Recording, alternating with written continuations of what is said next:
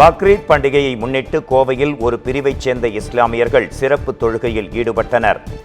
இறைவனின் தூதரான இப்ராஹிமின் தியாகத்தை நினைவுகூரும் வகையில் ஆண்டுதோறும் இஸ்லாமியர்கள் பக்ரீத் பண்டிகையை கொண்டாடி வருகின்றனர். அந்த வகையில் கோவை குனியமுத்தூரில் உள்ள ஆயிஷா மஹால் வளாகத்தில் ஜாக் அமைப்பின் சார்பில் இஸ்லாமியர்கள் தொழுகை நடத்தினர். அதனைத் தொடர்ந்து ஒருவரை ஒருவர் கட்டித் தழுவி தங்களது வாழ்த்துக்களை பரிமாறிக்கொண்டனர். 7:10 மிகச் சரியாக தொழுகை ஆரம்பம்.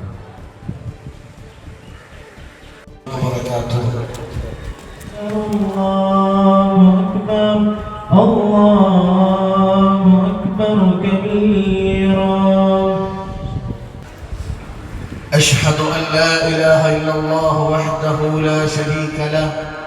அழுதுட்டீங்க அவங்க நிக்கிற மாதிரி சொல்றாங்க. அடுத்தவனுடைய மானத்திலே விளையாடக்கூடாது, அடுத்தவனுடைய பொருளை அபகரிக்க கூடாது.